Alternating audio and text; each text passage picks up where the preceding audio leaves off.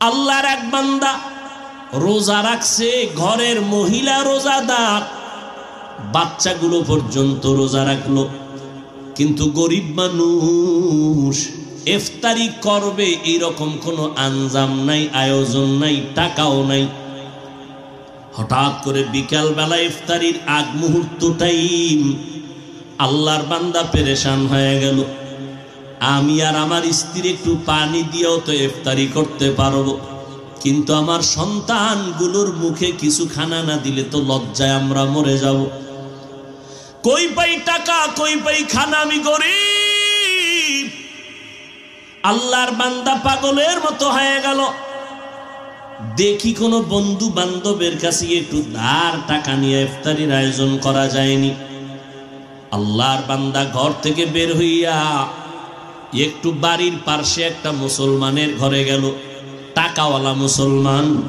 গিয়া বলে, ভাইজান আমি গরিব মানুষ, আজকে রোজা রাখছি, কিছু ইফতারির আয়োজন করব, কিছু টাকা আমাকে ধার দেন। মুসলমান ধমক দিয়া বলে, তোমাকে আমি টাকা ধার দিব না। অহংকারী হইয়া গরিবের তুচ্ছ তাচ্ছিল্য করে এখান থেকে তাড়ায় দিল।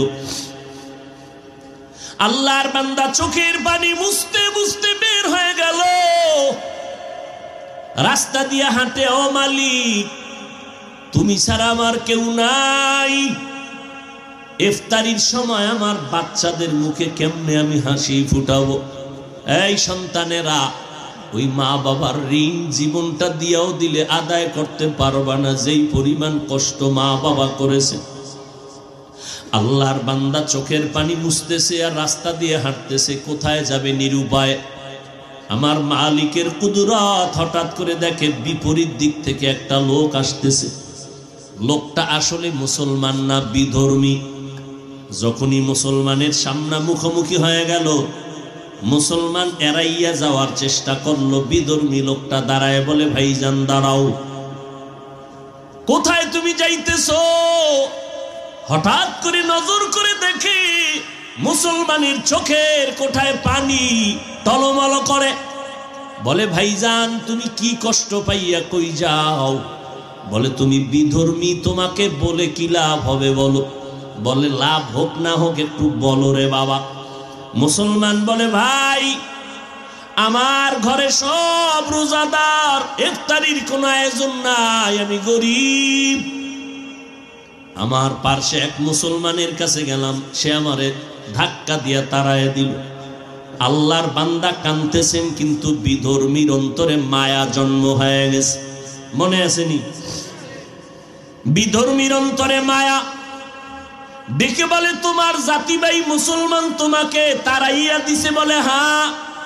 কয়, তুমি যদি মনে কিছু না নাও, আমি তোমারে কিছু টাকা দেই ধার, পারলে দিও, না পারলে দাবি নাই, যাও তুমি ইফতারির আয়োজন করো। আল্লাহর বান্দা গরিব, চোখের পানি মুছতে মুছতে যায়, দ্রুত গতিতে হালকা পাতলা ইফতারির আয়োজন করলো।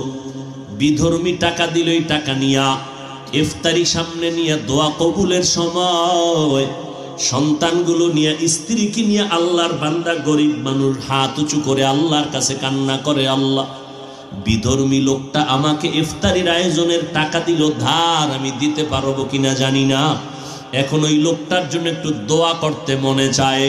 ও আল্লাহ, বিধর্মী লোকটার জন্য কি দোয়া করব জানি না মাওলা, আমি মূর্খ মানুষ, দোয়া করি তুমি কুদরতের হাতে তার সিনায় ইমানের নূরের বাতি জ্বালায়া দাও।